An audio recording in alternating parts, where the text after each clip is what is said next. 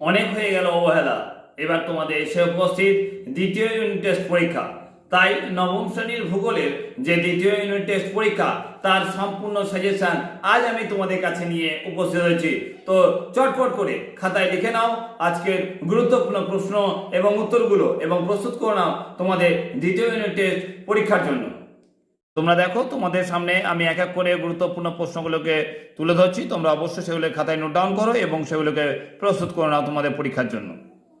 তো দেখো আমি এক এক করে প্রশ্নগুলো দেখিয়ে যাচ্ছি যে 1 ডিগ্রি দ্রাঘিমায় সময়ের পার্থক্য কত 4 মিনিট, আন্তর্জাতিক তারিখরেখার মান কত 180 ডিগ্রি, মূল মধ্যে রেখা ড্যাশ শহরের ওপর দিয়ে কল্পনা করা হয়েছে, উত্তর গ্রিনিচ, জিএমটি এর পুরো কথা কি গ্রিনিচ মিন টাইম, কলকাতার প্রতিপাদস্থানীয় অক্ষাংশ কত 22 ডিগ্রি 34 মিনিট দক্ষিণ, অক্ষরেখাগুলো ড্যাশ প্রসারিত পূর্ব পশ্চিমে প্রসারিত, সূর্যের উন্নতি কোণ মাপা হয় ড্যাশ যন্ত্রের সাহায্যে, উত্তরটা অবশ্যই সেক্সটাইন যন্ত্রের সাহায্যে, ভারতের একটি স্তূপ পর্বতের নাম অবশ্যই সাতপুরা।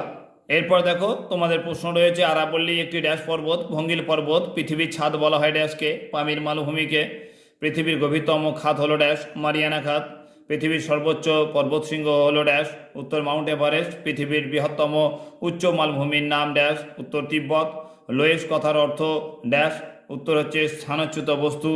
পরের প্রশ্ন যান্ত্রিক আবহবিকার সবচেয়ে বেশি ঘটে ড্যাশ অঞ্চলে, উত্তর নিরক্ষীয় অঞ্চলে। পরের প্রশ্ন জল জমে বরফে পরিণত হলে তার আয়তন ড্যাশ, উত্তর হচ্ছে বাড়ে। এরপরে প্রশ্ন দেখো দার্জিলিং জেলার মধ্য দিয়ে প্রবাহিত একটি নিত্যবহ নদীর নাম লেখো, উত্তর হচ্ছে তিস্তা। মুর্শিদাবাদ ও মালদা জেলার সীমান্ত বরাবর ড্যাশ নদী প্রবাহিত, উত্তর গঙ্গা। পশ্চিমবঙ্গের মোট ক্ষেত্রফল কত 88,752 বর্গ কিমি। পশ্চিমবঙ্গের জনঘনত্ব কত, উত্তর 1029 জন প্রতি বর্গ কিমি। ডুয়ার্স কথার অর্থ কি, উত্তর অবশ্যই দুয়ার। অসমের রাজধানীর নাম কি দিসপুর। পশ্চিমবঙ্গে বর্তমানে জেলার সংখ্যা কটি, তো উত্তর হবে তোমার অবশ্যই 23টি। এইগুলো সব ছিল তোমাদের 1 নম্বরের শর্ট কোশ্চেন এবং তার উত্তরগুলো।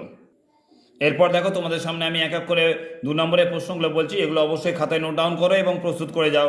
লোয়েস কি, ডেকান ট্র্যাপ কাকে বলে, পশ্চিমী ঝামেলা কি, ত্রাসের নদী কাকে বলা হয় ও কেন, রেগোলেথ কি, প্রতিপাদস্থান কাকে বলে, এএম ও পিএম কি, সিলাই মরচে পড়ে কেন, প্রমাণ সময় কাকে বলে, কালবৈশাখী কি, স্থানীয় সময় কাকে বলে, আবহবিকার কাকে বলে, কার্বনেশন কাকে বলে, প্লাবনভূমি কাকে বলে, অক্ষরেখার 2টি বৈশিষ্ট্য লেখো, মৃত্তিকা সংরক্ষণে 2টি উপায় লেখো, অক্ষাংশ কাকে বলে এবং প্রতিপাদস্থান কাকে বলে।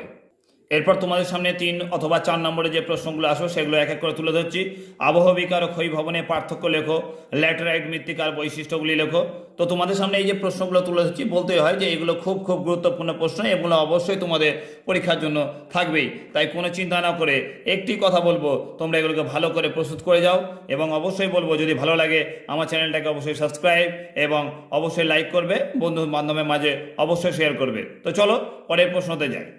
পাঁচ সংস্থান তত্ত্বের ভিত্তিতে ভঙ্গিল পর্বতের উৎপত্তি ব্যাখ্যা করো, অক্ষরেখা ও দ্রাঘিমা রেখার পার্থক্য লেখো, মূল মধ্যরেখা বরাবর হাঁটলে জলবায়ুর ব্যাপক পরিবর্তন লক্ষ্য করা যায় কেন, পশ্চিমবঙ্গের জলবায়ুর নিয়ন্ত্রকগুলি আলোচনা করো, পশ্চিমবঙ্গের জলবায়ুতে মৌসুমী বায়ুর প্রভাব আলোচনা করো, ছোটনাগপুরকে ভারতের খনিজ ভাণ্ডার বলা হয় কেন, এবং পরের প্রশ্ন ম্যানগ্রোভ অরণ্যের বৈশিষ্ট্যগুলি লেখো। এখান থেকে শেষ যে গুরুত্বপূর্ণ প্রশ্নটা করবে সেটা এখানে দেওয়া আছে। সিডনিতে অনুষ্ঠিত অলিম্পিক সকাল 6টায় অনুষ্ঠিত হকি ম্যাচ দূরদর্শনে সরাসরি সম্প্রচার হয়েছিল কলকাতায় কোন সময় সেটা দেখা যাবে। এই যে প্রশ্নগুলো দিলাম এগুলো খুব খুব ভালোভাবে তোমরা প্রস্তুত করে যাও, দেখবে অবশ্যই এখান থেকে বেশিরভাগ প্রশ্ন তোমরা কমন পাচ্ছ এবং খুব সহজে সেগুলো উত্তরগুলো তোমরা লিখে আসতে পারবে। সম্পূর্ণ ভিডিওটাকে দেখার জন্য অসংখ্য ধন্যবাদ। তোমাদের সঙ্গে দেখা হচ্ছে পরের ভিডিও।